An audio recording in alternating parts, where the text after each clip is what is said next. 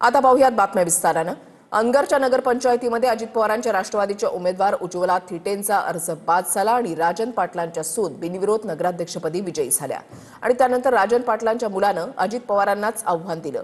आज अजित पवारांनी राजन पाटलांना आपल्या स्टाईलने इशारा दिलाय। पाहूयात। उज्ज्वला थिटे बसलेले आहेत, त्यांच्यावरही कशा प्रकारचा प्रसंग आला तुम्ही बघितला। लोकशाही आहे, उद्याच्याला अजित पवार बारामतीत उभा असेल आणि तुमच्यापैकी कुणाला तिथं उभं राहायचं असेल, उभं राहता येतं।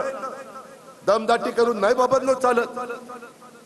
घटना, कायदा आणि संविधान हे सगळ्यांच्या करता सारखं आहे। दमदाटी घेऊन, कायदा हातात घेऊन कुठेही कुणाचंही भलं झालं नाही आजपर्यंत। बघा, प्रत्येकाची उदाहरणं घ्या, कधी ना कधी तो फुगा फुटलाय आणि नंतर त्यांची वाट लागलेली आहे। हे फार काळ टिकत नसतं, लोक शांतपणे बघत असतात। योग्य वेळ आली, योग्य संधी आली की योग्य ठिकाणी बटन दाबण्याचं काम लोक करतात आणि मस्ती असणाऱ्या लोकांना अशा पद्धतीने खड्यासारखं बाजूला टाकतात। हे महाराष्ट्रामध्ये बघितलं गेलेलं आहे।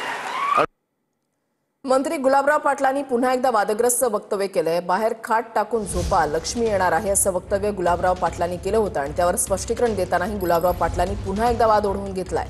लक्ष्मी म्हणजे पैसे नव्हे, लक्ष्मी हे एखाद्या माता भगिनीचंही नाव असतं असं गुलाबराव पाटलांनी म्हटलंय। 22 तारखेला मतदान होतं, मागच्या वेळेस 21 तारखेला आमदारकीचं, 20 तारखेला 18ला लई लक्ष्मी फिरली, दारोदार फिरली। उठ बघता, काय झोपलायस, उठ, मी आली आहे, तुला प्रसन्न होते। बाहेर खाटी टाकून झोपा तुम्ही बी 1 तारखेला। लक्ष्मी येणार आहे, उठ बघता, काय झोपलायस, उठ। आता तर नगर विकास खाता आपल्याकडे आहे, बेमाल है नगर विकास में। माझी तर नगरपालिका आत्ता झाली नशिराबाद। मी मागच्या भाषणातही बोललो, उदास निघायचं, फ्रेश येऊ द्या। लक्ष्मी किती बी पाडू द्या, काल वेगळे अर्थ निघाले। लक्ष्मी बोललो मी, आता लक्ष्मी म्हणजे काय नोटा होता काय? टीव्ही वाले दाखवता गुलाबराव पाटील लक्ष्मी बोल। लक्ष्मी माझी माय बहीण पण असते, तुम्हाला माहित नाही का माझ्या भावांनो?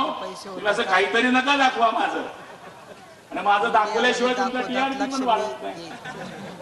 मूळ काय दाखवायचं, कसं दाखवायचं याचाही विचार केला पाहिजे।